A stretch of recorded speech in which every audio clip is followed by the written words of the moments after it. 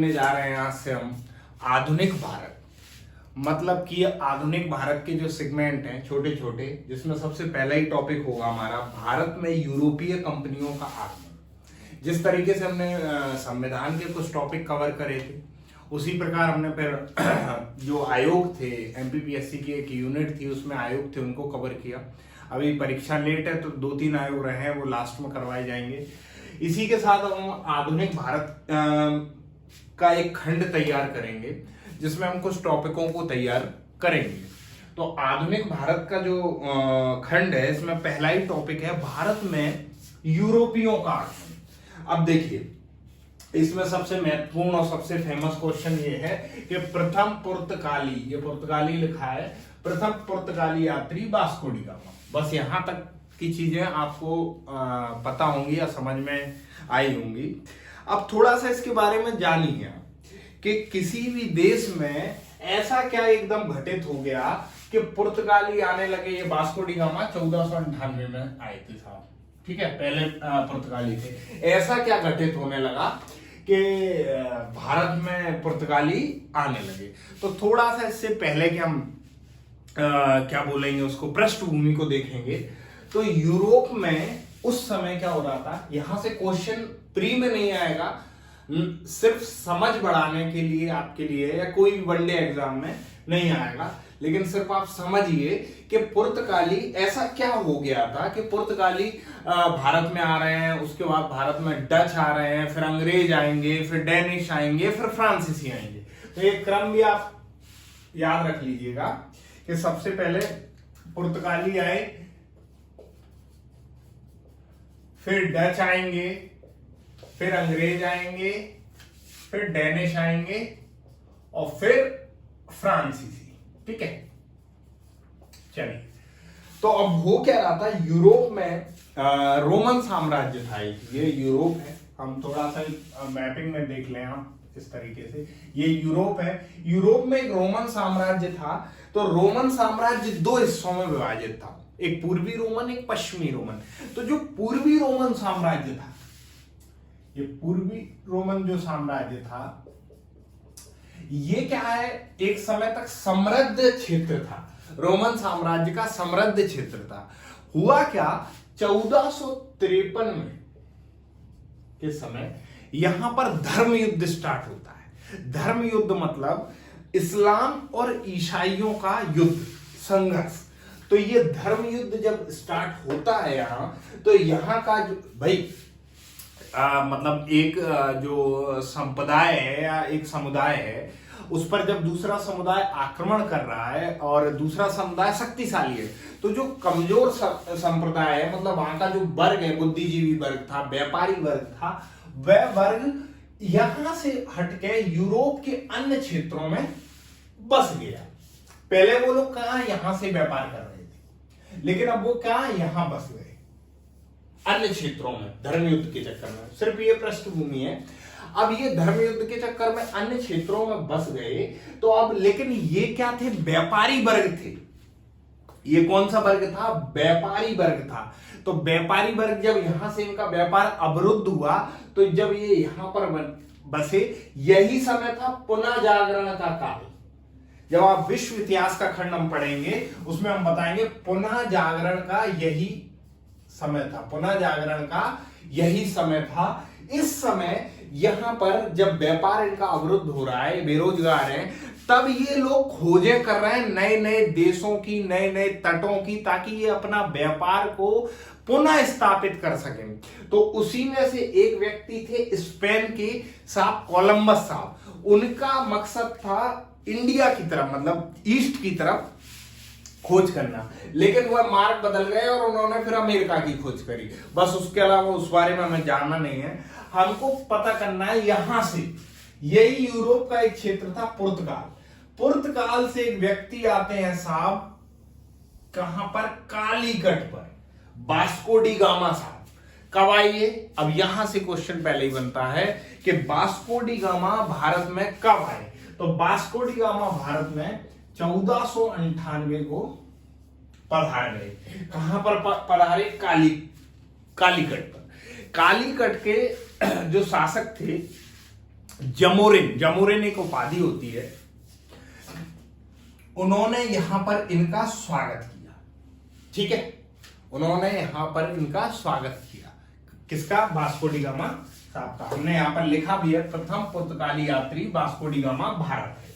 ठीक है, अब यहां पर ये भारत आ गए हैं, इन्होंने मतलब देखा, व्यापार किया, यहाँ की जो बहुमूल्य वस्तुएं थी वह वस्तुओं को कहां ले जाते हैं? यूरोप, और वहां से 500 गुना ज्यादा पैसा कमाते हैं। जब एक बार कोई व्यक्ति पैसा कमाएगा, वो वहां पर पहुंचेगा, उसको पता चलेगा, मतलब और लोग जाएंगे, उनको पता चलेगा भाई ये सामान कहां से लाए, इतना मुनाफा कहां से किया, तो वह बता रहे कि नहीं हम भारत गए और वहां पर हम ये जो तट है, केरल का तट है, यहाँ केरल का तट था, ये केरल वाला क्षेत्र है, मालाबार का तट है, केरल का क्षेत्र है। तो उन्होंने बताया पुर्तगाल में कि भाई ऐसी ऐसी बात है, वहां से जो मसाले हैं, मुख्यतः यहाँ मसालों का उत्पादन होता था, तो पुर्तगालियों का मुख्य व्यापार मसाले में केंद्रित था शुरू में। तो ठीक है, तो जब ये दोबारा पहुंचते हैं अपने देश, जब ये पहुंचे अपने देश, तब देखा और लोगों ने, भाई एक व्यक्ति एक जगह से जाएगा और जब कुछ ले जाएगा, वहां जाकर वो अच्छा मुनाफा कमाएगा, तो बाकी लोग भी इससे प्रभावित होंगे। फिर दूसरे पुर्तगाली व्यापारी या दूसरा पुर्तगाली अभियान होता है पेड्रो अल्वारेज कैब्रल के नेतृत्व में। यहां से अब ये क्वेश्चन थोड़ा सा डिफिकल्ट हो जाता कि पहला पुर्तगाली अभियान तो वास्को डी गामा साहब थे। एक सेकंड देख लूं रिकॉर्ड हो रहा है या नहीं। चलिए, पहला पुर्तगाली अभियान तो वास्को डी गामा साहब थे, लेकिन अब दूसरा जो पुर्तगाली अभियान था वह 1500 में, पहला 1498 था, दूसरा पेड्रो अल्वारेज कैब्रल के नेतृत्व में था। उन्होंने भी ऐसे व्यापार किया। अब फिर रिपीट क्वेश्चन आता है, वास्को डी गामा क्या पुनः भारत आए थे? तो भाई जब एक बार व्यापारिक लाभ मिलेगा तो दोबारा अवश्य आएंगे। तो 1502 में वास्को डी गामा फिर भारत आते हैं। पहले 1498 में आए, फिर 1502 में पुनः वास्को डी गामा, ठीक है, भारत आते हैं। अब इसके बाद हम फिर बात कर लेते हैं प्रथम पुर्तगाली फैक्ट्री। देखिए, फैक्ट्री से तात्पर्य ये नहीं कि यहां पर आके उत्पादन कर रहे हैं कि भाई फैक्ट्री लगा दी, वहां पर उत्पादन हो रहा है वस्तुओं का, ऐसा नहीं था। होता क्या था कि ये व्यापार कर कर जो वस्तुएं थी उनको एक जगह संगठित कहाँ किया जाए। मतलब जैसे हमने मतलब 1 टन 2 टन 100 टन चीजें ले ली, उनमें से आधी अभी ले चलनी है या एक जगह संभाल के रखनी है, या थोड़ा सा और अच्छे से समझिए, मान लीजिए ये पूरे क्षेत्र है, इस क्षेत्र में हमने यहां से वस्तु खरीदी, यहां से वस्तु खरीदी, यहां से वस्तु खरीदी, यहां से खरीदी, यहां से खरीदी, यहां से। अब इस सब को एक जगह तो रखोगे आप, ऐसा तो नहीं कि सब जगह जहाज जाएगा कि भाई तुम दो, ऐसा तो नहीं होगा। इन वस्तुओं को एक जगह रखा जाएगा, ठीक है। इसी को बोला जाता था फैक्ट्री, कोठी, जो भी आप बोलेंगे। तो प्रथम पुर्तगाली फैक्ट्री 1503 में कोचीन में लगाई गई। अब देखिए कोचीन ये वाला क्षेत्र, भाई यहां पर यही इनका क्षेत्र था व्यापार का। आप मैपिंग, इसीलिए मैपिंग में आपको समझा रहा हूं। ये क्षेत्र में 1503 में इन्होंने प्रथम व्यापारिक फैक्ट्री, ठीक है, ये प्रथम व्यापारिक फैक्ट्री लगाई। फिर द्वितीय, जब एक व्यापारिक फैक्ट्री लगेगी, धीरे धीरे व्यापार बढ़ेगा, स्वाभाविक सी बात है। जब लाभ में अगर व्यापार चल रहा है किसी भी देश से, तो उस देश में व्यापार बढ़ने के चांस अधिकतम से अधिकतम रहेंगे। तो फिर इन्होंने क्या किया, द्वितीय पुर्तगाली फैक्ट्री कहां लगाई? कुन्नूर में, 1505। क्या समझे? प्रथम पुर्तगाली फैक्ट्री का मतलब समझ गए, सभी जगह से वस्तुएं खरीदी और एक गोदाम टाइप का बना लिया, उस गोदाम में रख दी। तो प्रथम कहां लगाई? कोचीन में, और द्वितीय लगाई कुन्नूर में, ठीक है। अब फिर अगला क्वेश्चन जो सबसे इंपॉर्टेंट है, प्रथम पुर्तगाली गवर्नर कौन था? अब ये क्या हुआ, देखिए ये लोग जो आ रहे थे ये व्यापारिक लोग थे, मतलब व्यापार करने के लिए आ रहे थे। लेकिन अब जब यहां तक ये चीजें, ये फैक्ट्री स्थापित कर ले रहे हैं यहाँ पे, मतलब कि अब सरकार को इसमें इंटरेस्ट हो रहा है। अब जो ये पुर्तगालियों की एक कंपनी थी, एस्तांदो द इंडिया कंपनी थी, जो 1498 में जिसकी स्थापना हुई, ये सरकार को थोड़ा सा इसमें पुर्तगीज जो सरकार थी उसको इसमें इंटरेस्ट हुआ। तो अब उन्होंने क्या किया, उन्होंने अपना एक गवर्नर भेज दिया। क्या था? Francisco de Almeida. तो आपको यहां पर यह याद रखना है कि प्रथम पुर्तगाली गवर्नर कौन था? फ्रांसिस्को डी अल्मेडा, जिसका कार्यकाल था 1505 से और 9 तक। ठीक है। इनकी एक पॉलिसी थी, ब्लू वाटर पॉलिसी। इनकी क्या थी? पॉलिसी थी ब्लू वाटर पॉलिसी। तो ये आपको क्वेश्चन आएगा, फ्रांसिस्को डी अल्मेडा, इनकी एक पॉलिसी थी ब्लू वाटर पॉलिसी। ये पॉलिसी क्या थी? ब्लू वाटर पॉलिसी में इन्होंने ये कहा था, ब्लू वाटर पॉलिसी में सरकार ने इनसे ये कहा था कि आपको मतलब जो कोठियों का निर्माण कर रहे हो, गोदाम बना रहे हो, उसके साथ साथ आपको व्यापार नियंत्रण का भी कार्य करना है। मतलब जो और लोग यहां पर अगर व्यापार कर रहे हैं तो उनको आप नियंत्रण करिए इस पॉलिसी के माध्यम से। ठीक है। तो यहां तक ये चीज आप समझ गए। फिर एक नाम और आएगा जो महत्वपूर्ण नाम है, अल्फांसो डी अल्बुकर्क। 1509 से 1515 तक का इनका कार्यकाल था। ये सबसे महत्वपूर्ण व्यक्तियों में से एक है। क्यों? ये पुर्तगालियों के वास्तविक संस्थापक माने जाते हैं। कैसे? जब ये गवर्नर बनकर आए तो इन्होंने क्या किया,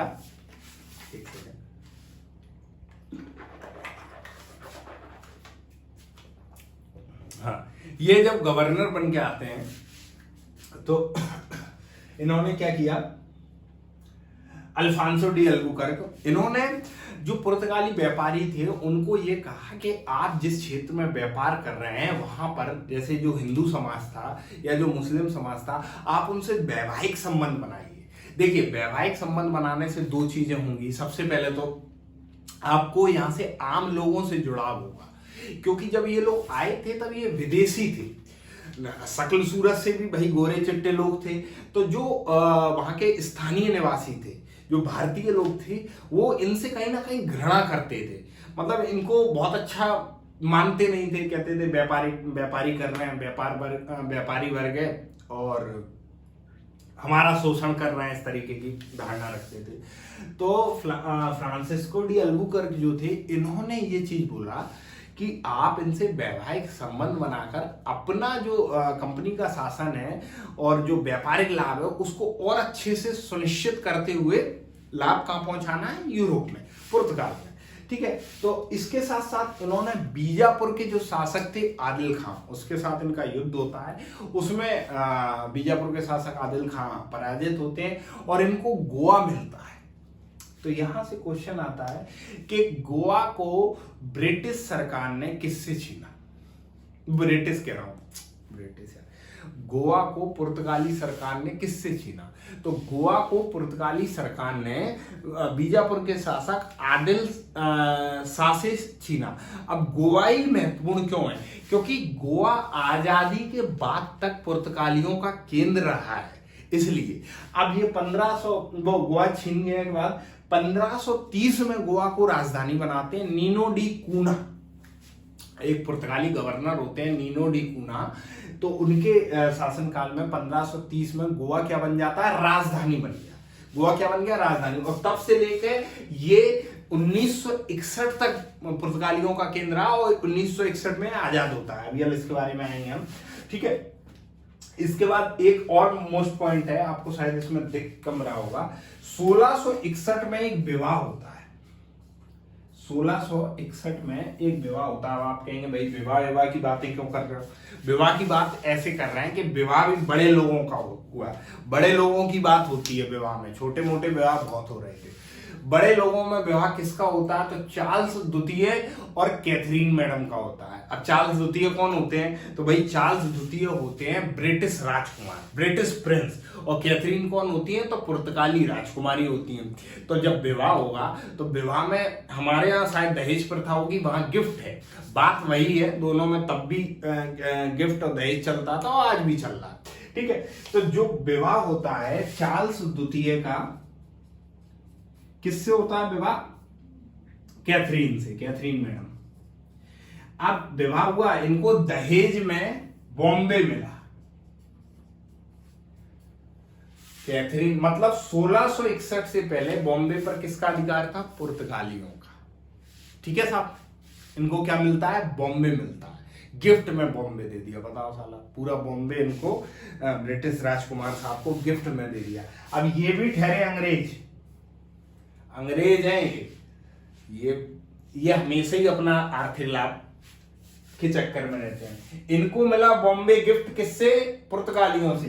इन्होंने 1668 में ये बॉम्बे किराए पर दे दिया ब्रिटिश कंपनी को। अभी हम पढ़ेंगे British east India company, British company को। अब यहां से क्वेश्चन फिर टर्न करेगा आपका, ब्रिटिश कंपनी को बॉम्बे किससे मिला? अब आपके सामने पुर्तगाली भी होंगे, ब्रिटिश राजकुमार भी होंगे, और दो ऑप्शन डच और डेनिश भी होंगे, इस तरीके के ऑप्शन होंगे। यहां पर आप ध्यान रखिए कि पुर्तगालियों ने गोवा दिया था चार्ल्स द्वितीय को, ब्रिटिश राजकुमार को, ना कि कंपनी को, और चार्ल्स द्वितीय ने गोवा दिया किराए पर ब्रिटिश कंपनी को। ठीक है, तो ये डाउट आपका यहां से खत्म हो जाएगा। 1556 में प्रिंटिंग प्रेस की शुरुआत करी जाती है पुर्तगालियों के द्वारा। तो ये प्रिंटिंग प्रेस की जो देन है, ये पुर्तगालियों की देन है। तंबाकू की खेती पुर्तगालियों के द्वारा की जाती है, जो आज आप तंबाकू, खैनी, राजश्री, पान मसाला, पंजाब क्या बोलते हैं, इसका नाम क्या है, और जो नए नए रजनीगंधा, इतनी तरीके के आते हैं। रजनीगंधा तंबाकू नहीं होती। तो ये तंबाकू की खेती पुर्तगालियों के द्वारा की गई। गॉथिक शैली एक शैली थी जो पुर्तगालियों की देन है। आप गोवा जाएंगे तो आपको इस तरीके के गॉथिक शैली के वहां वो मिल जाएंगे, क्या बोलते हैं उनको, भवन। ठीक है, सेंट जेवियर संत, ये इनका नाम थोड़ा सा आप याद रखिए। पुर्तगाली एक संत थे, ईसाईकरण को बढ़ावा देने के लिए इन्हें भेजा गया था, ताकि देखिए किसी भी देश, किसी भी क्षेत्र में अगर आपको व्यापार करना है तो आपको धर्म को जोड़ना पड़ेगा। धर्म से लोग जुड़ जाते हैं, धर्म आस्था का विषय होता है, इसीलिए इनको भेजा गया। और इसी के साथ 1961 में गोवा आजाद हो जाता है, ऑपरेशन विजय के नाम से ऑपरेशन विजय चलाया जाता है गोवा में। और उस समय गवर्नर होते हैं बासाली डी सिल्वा। बासाली डी सिल्वा, तो आपको याद रखना, प्रथम पुर्तगाली गवर्नर कौन थे? ये फ्रांसिस्को डी अल्मीडा, और अंतिम पुर्तगाली गवर्नर थे बासाली डी सिल्वा। ठीक है, ये जो मालाबार का क्षेत्र था, ये पुर्तगालियों का मुख्य था, व्यापारिक केंद्र था, और इनका मुख्य व्यापार मसाला था। तो मैं उम्मीद करता हूं कि आपको पुर्तगाली भारत में यूरोपीय आगमन में जो पहला सेगमेंट था हमारा पुर्तगाली, वो अच्छे से समझ में आ गया होगा। इसी के साथ हम अगली वीडियो में मिलेंगे डच कंपनी, वेरेंदे जो डचों की कंपनी थी, उसके बारे में बात करेंगे। उसके बाद फिर हम अंग्रेज, और अंग्रेज के बाद डेनिश, डेनिश का बहुत छोटा सा कार्यकाल रहेगा, और फिर हम फ्रांसीसी के बारे में बात करते हुए इस सेगमेंट को खत्म करेंगे। फ्रांसीसी थोड़ा सा बड़ा रहेगा, जिसमें तीन आंग्ल कर्नाटक युद्ध के बारे में भी जिक्र होगी। और जैसे ही ये सेगमेंट खत्म हो जाएगा, वैसे ही हम बात करेंगे ब्रिटिश का इंडिया पर नियंत्रण कैसे कैसे हुआ। चलिए, चैनल को लाइक शेयर सब्सक्राइब जरूर करिए। थोड़ी मेहनत लगती है वीडियो बनाने में और आप तक एक सिलेक्टेड कंटेंट पहुंचाने में। बाकी आपको कंटेंट सभी जगह मिल जाएगा, लेकिन सिलेक्टेड रूप से जो कंटेंट आपको मिलता है, इसलिए थोड़ा सा चैनल को लाइक शेयर सब्सक्राइब करिए।